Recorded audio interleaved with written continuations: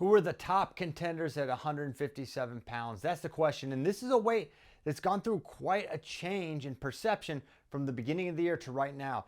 Starting with Ja'Cory Teamer. This guy came in as the returning national finalist. Levi Haynes moves up. He transfers to Iowa. And you think, okay, big time points coming for the Iowa Hawkeyes at 157. And then he has the hamstring injury against Paniro Johnson early in the season. Misses a bunch of time. Comes back. Looks pretty good. Not the same. And then he seems to be a little bit limited. He falls to Tyler Kasak, his first loss of the year. Then he goes to the Big Ten championships and suffers some more losses there. So you got the guy who was the number one contender, maybe the favorite to win 157, and then things started to shift. And then also, a lot of people's maybe second pick coming into the year was Meyer Shapiro. And what do we know about him? Well, he is the 2 seed. Ja'Cory is the 18. We'll get back to that. But for Meyer, he's 11-1. He's missed big chunks of time early in the year, had concussion issues, right? And this is not a new challenge for Meyer. He's had to deal with this throughout his collegiate career. And so he's 11-1. And as great as he is, and this guy has the best offense in the weight, there's no debate about that. His best win is over number 22, Ed Scott. So we have not seen him in the fire, which brings me to the next contender. And I think there's only 2 real contenders I feel strongly about picking, and that's Tyler Kasak and Meyer Shapiro. And Kasak, similarly this year, had some issues with concussions, right?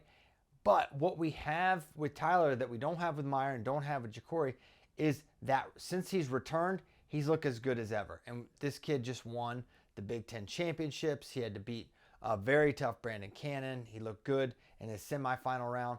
Tyler Kasak is just the real deal. So maybe coming into the year, he wasn't a lot of people's pick outside of the Penn State fan base. But now he is a very, very popular and probably the odds-on favorite to win 157 pounds. So right now, I've been giving you my title contenders, right? Well, right now, to me, it's Kasak or Shapiro. That may sound crazy. That may sound nuts. But I have a hard time picking a third. I think Antrell Taylor, he's shown he's going to have a hard time beating Tyler Kasak. I look at the top side with Kasak, and who's going to knock him off, right? You got the 4 seed Hipólito. I think that's a good matchup for Tyler Kasak. You got the 5 seed Brandon Cannon, who, coming into this tournament, I thought, oh, he'll be a fun sleeper guy to talk about. Well, he wrestled so well at Big Tens, he went from probably a 15 to 20 seed all the way to 5 based on that Big Ten performance. And while I think that Big Ten final between Cannon and Kasak was definitely a little closer than the score would show, I still think it's going to be a tough match for him to win. So then you're looking at the quarterfinal to someone like Askey or Joey Blaze. I just think it's a nice path for Kasak to make it to the final. And honestly, that Cody Chittum match in round 2 for Kasak is one that'll stand out. 2 guys that wrestle really hard, super physical. Both have had concussion issues in the past. You hope they're both fully healthy. They both looked healthy coming into the NCAA tournament. But for me, I see Kasak making the final. I have Meyer making the final with a high degree of concern. Starting with the second round, he's got Ja'Cory Teamer. Now, what I saw from Ja'Cory at Big Tens was a guy who was, and Ja'Cory's a possum, right? He'll hang back, and then he'll kick you. But it was just a lot of hanging back. He wasn't able to score. He wasn't able to generate a lot of offense.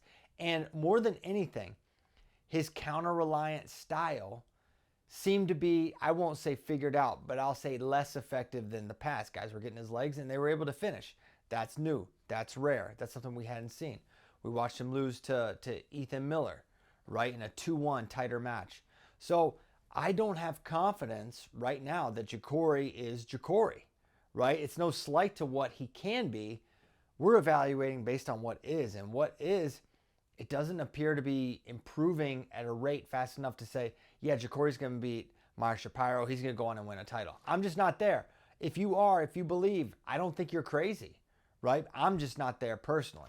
So I have it, it's sort of chalk, but I think it's a little chaotic to get to Kasak versus Meyer. Antrell Taylor, does he have the offense to score enough on Meyer Shapiro? That's my question, because Meyer is worth 1 to 2 takedowns a match. Antrell is so good positionally, really strong, very hard to score on. I don't know if that's the recipe to knock off Meyer Shapiro. That's my read on it. We'll see how it plays out. Some of the sleepers you should keep your eye on. I don't even like putting Teamer on there at the 18. No one is sleeping on Ja'Cory Teamer. So I'll give you some other names. Number 16, Cody Chittum. Definitely been up and down this year and didn't have the biggest upswing at Big 12s, but I thought he looked competitive in a lot of his matches. He got over the hump against Ryder Downey this year. That's good. He's beaten some good guys this year. It's always going to be a little bit of a roller coaster with Cody, but NCAA is a roller coaster. And so I think he had a rough tournament last year, probably learned a lot from that experience. But I think he can have a good showing, and I'm not surprised at all if this guy ends up on the podium. Another one, Kobe Seabrick, South Dakota State. Another guy rounding into form, making the Big 12 finals. That was a big achievement for Seabrick, who had been taking some losses, I think surprised a lot of people. And now rounding into form, finding that consistency. He's a tough guy to score on, really good with scrambles, really good defensively, can wrestle upper body. So Seabrick's going to be a tough out, as will Trevor Chumbley from Northwestern, just a tough, gritty Big Ten wrestler. So those are my sleepers. Now, let me give you my top 8. Here's how I see these brackets playing out. I've got Kasak over Meyer, and here's why. I think Kasak has the offense to challenge Meyer, right? To stay score for score. Listen, I've been Team Meyer all along.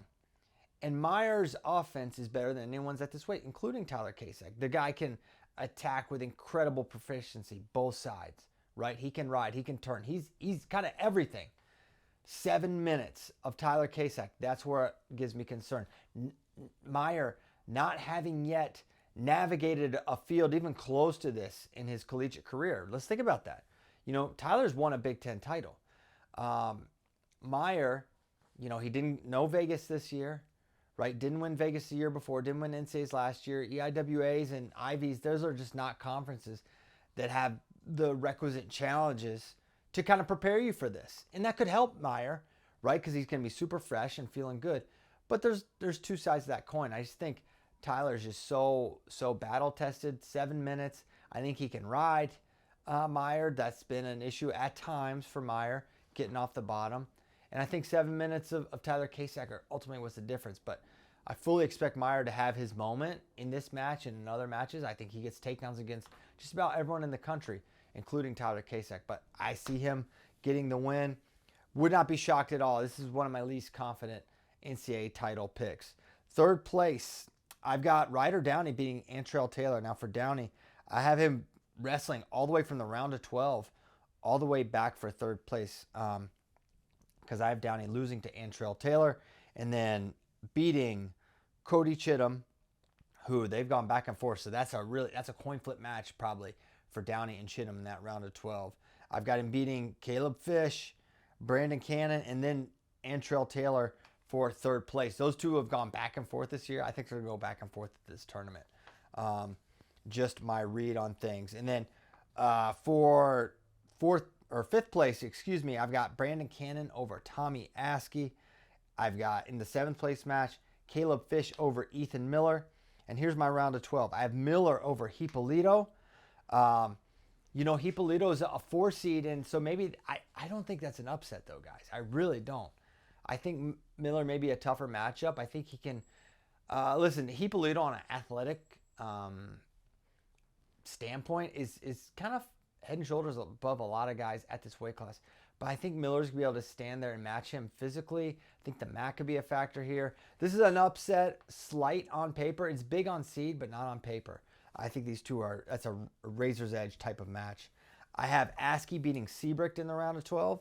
I've got Fish beating Vinny Zerbin. That was a really close match at Big 12s. I have it flipping the other way for Caleb Fish in Oklahoma State in that round of 12. And I have Downey beating Chittum. Already mentioned that. So a very fun weight class. Unlike 141, I see a lot of potential high-seeded guys that could come through, make noise, crash a semifinal, upset a higher-seeded wrestler. But ultimately, at the end of it all, I think Tyler Kasak stands on top of the podium and wins this. He has just had simply the best year by far. And there's this Penn State dynamic, right? Penn State, NCAA finals. They're tough to pick against.